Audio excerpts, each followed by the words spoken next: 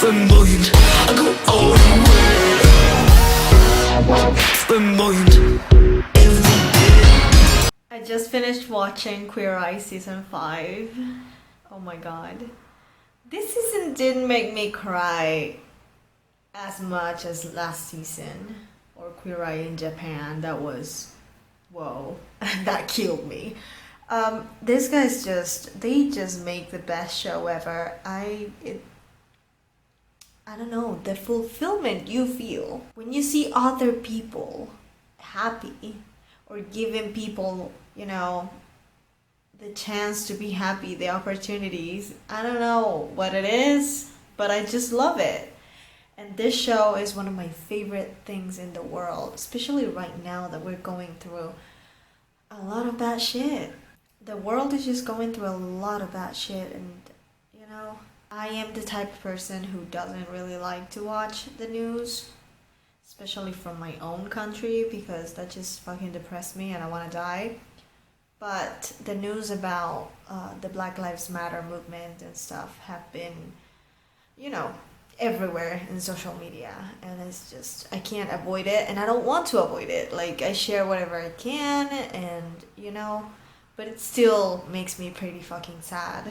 So when the season was up, I was so happy because I finally, I'm watching or rewatching Sabrina the Teenage Witch, and I'm watching other things, but nothing, I don't think nothing will ever make me as happy as Queer Eye.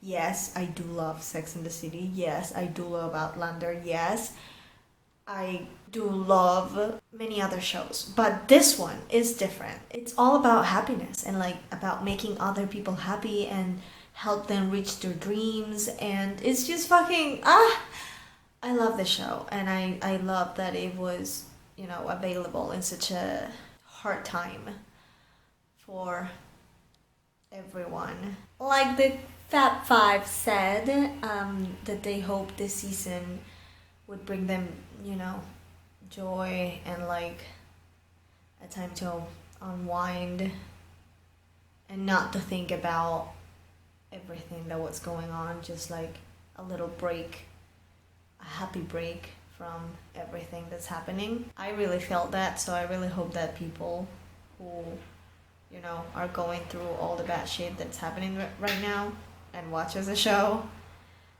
feel it too. But okay, let's talk about, they did a Mexican guy in this season. He had to speak Spanish sometimes because he couldn't express himself, and that was just so, I loved it. I really loved it. I didn't know I needed a Latino makeover until I saw it. It really made me that happy. I didn't know I needed it so bad, but I did. It was really amazing. And it was also kind of, I don't know, cool to see this Mexican guy. Mexicans are very like close-minded, so it was really cool to see this Mexican guy being surrounded by 5 gay awesome people, and he didn't seem to feel uncomfortable, you know. My family, we're not as, you know, strict as Mexicans, I think, Venezuelans. My family is still, some of my cousins and stuff, they still have a little bit of trouble when interacting with a gay person, which I know, it's fucking ridiculous, but that's why I am here. My mom used to be pretty homophobic, and then this girl right here happened. Of course, I also was, because she raised me. And I also was kind of homophobic in my early years. But, you know, I will forever thank my best friend for showing me yaoi heaven. Specifically, Loveless. That was my very first yaoi. I didn't want to watch it, I will admit, because, you know, homophobic. But she convinced me, and I ended up loving it so much. To this day, I say I am the main character. Well, I'm guessing I changed, but his personality was just me. Fun fact, I did the personality test thingy, and I got him. Like, he has the same personality as I do, which is INTJ or something like that. I can't spell in English. So yeah, fun fact. But yeah, I was kind of disappointed because I wanted to get an actual main character. I only got, whatever background characters.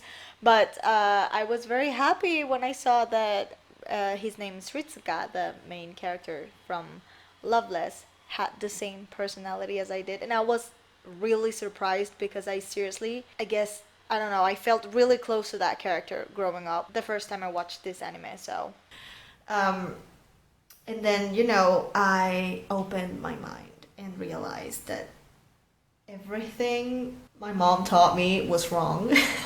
Not everything, but you know what I mean. And it's not her fault, it's just the way we are raised here. But thankfully, we are in the 21st century now, and everyone is more open minded, and everyone have someone like me in their families to open their minds if they don't want to open them. So I was surprised to see this Mexican dude just be so normal about it. Not a bad surprise, just fucking awesome. I mean, I love. Okay, when I was quote unquote little, like a few years ago, I don't know, maybe 10 years ago, I kept saying how I was born in the wrong era and like I wanted to be born in like the 1920s or something. I still love the past and the fashion and some things, music, whatever. But this day I think about it and I am just so happy I was born exactly when I was, because I got to experience, first of all, the 90s, okay? And how just everything has been getting better and better. I mean, yeah, there's still a lot of shit in the world, but we are so much ahead than those times where I wished I was born. I get to have rights. I get to, vote. Not that that works here in my country, but I get to have, the option to work and not have kids and not get married. And you know what I'm saying? Like, it's awesome. It's awesome. We still have a long way to go. I am aware of that. But, I mean, comparing the two times, I'm really glad that I'm seeing those changes happening. And I am really glad that I'm throwing my little grain of sand in this beach. Because I am also doing my thing, trying to make my family, not be fucking assholes. They're not. I know I'm like making them sound like they're fucking awful. They're not. They're really not. They're just, those kind of people that are raised in a very strict way. They just need a little push. I was and am their little push. So I'm doing my part. I'm doing my part and they're getting better. They're way better than before I, stood out of that shell. Way better. But yeah, I fucking love Queer Eye. Oh my god. Okay, I am in love with all of them. But Anthony is bae. But Jonathan is the fucking love of my life. If I could marry him, I would. Holy crap. I want to be him. I want to be him when I grow up. I just finished watching The Act. What a fucked up story. What a fucked up story. I heard about it when everything went down in 2015, but I never really dug into it. And then I saw that this show was coming out and I got all excited, but then I forgot it was coming out. So I completely forgot about it until now. I think it came out last year. The guy who plays Nick, he's in Austin and Ally, and I always really liked him, so I really wanted to see how this person who I remember for portraying it really funny character was gonna play this very sick person. And wow, he nailed it. I felt as awkward as he felt. I don't know. It was just freaking amazing. Wow. I don't even know what to think about this case, because, it was just too fucked up, but it's kind of not fair. I think she's gonna come out in a few years. I don't think it's fair that she gets to have a life after. I mean, she went through fucking hell. Her mom was just Jesus Christ, and she didn't have a life before the tragedy. But poor Nick, I want to say, like, he was clearly sick. He clearly had something wrong in his brain. So why is he serving life sentence? I guess that's better than the freaking chair. But, Gypsy was a lot more lucid than he was. And she pretty much manipulated him like her mom manipulated her. I mean, I guess she learned from the best, but I don't know. I just feel kind of sorry for Nick. No, I am not feeling sorry just because this actor that I like played him. It's actually really not fair in my eyes. Like, I don't know. It's just why he was. I guess because he was never like actually diagnosed with a multiple personality syndrome and stuff like that. But he didn't act his age either. I don't know. I don't think it's fair. I don't see Gypsy either as the monster. She really did go through hell, and she needed to get out of there at all costs, but she could have just walked out. Instead, she manipulated this guy who was really kind of obsessed with her. Everything is just so fucked up. Everything. You bet your fur I'm gonna go to bed and read everything about the situation, because I read somewhere that Gypsy was engaged, and like, you're in jail. How are you engaged? Why does she gets to be engaged and Nick? I don't know. I'm just gonna organize my thoughts, and then I guess that if you watch the show or followed the story, we can talk about it in the comment section. So, yeah. I just finished watching Family Reunion.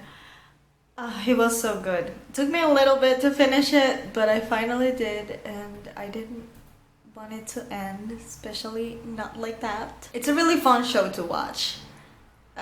Great comedy, and I learned a lot of... That was my cat opening the door. I learned a lot about, I guess, Black history. Not a lot, but they talk about it throughout the show. I started watching it way before the Black Lives Matter movement, so I got a little bit invested in that, and then the Black Lives Matter movement started to happen because of what happened, and I understood a lot better the whole situation. That's why I've been sharing so many things on Instagram. So it really made me I don't want to say open my eyes, because I think they were already open, but I don't know, it taught me a lot about like Black historical characters, I guess, and that was very interesting. So yeah, great show. I just finished watching the final season of 13 Reasons Why, and I don't know why I am feeling so sad and like dark. I never liked the show. The first time I watched it, I didn't want to watch season 1 because I was reading how all these people were like killing themselves and stuff, and like diving into deep depression, and I am a person who have had her fair share with wanting to die, so I was very afraid to watching the show because I thought I would end up actually killing myself. And then I decided to watch it in the worst possible moment after a pretty bad breakup. But I was like, you know what, fuck it. And I decided to watch it. And I watched it. I hated it. I hated it so much, especially the freaking main character, Hannah. Oh my god, I hated her. But I fell in love with Tony Padilla. He was my favorite character since season 1. Like, I fell in love with him so hard, and then season 2 came out and it was like, I have to watch it for Tony. Same thing happened with season 3. All of the 3 seasons, I hate it. I hate it so much. Like, I couldn't believe what I was watching. I just hated it. Hated it. But I continued watching because I wanted to see how it ended and because I love Tony. And then when season 4 came out and they finally said it was the last season, the finale, I was like, finally this shit's ending. But then I think I fell in love with this season.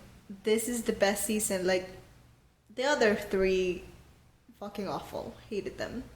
Actually, there were some characters from season 1 in this season that I was like, who the fuck are they? But they were important as fuck in season 1. I don't remember them. I don't know them. This season was fucking amazing and I cried like a bitch. I cried like a baby. Oh my god, I can't believe it's over. And it ended good. Like, I don't have any complaints.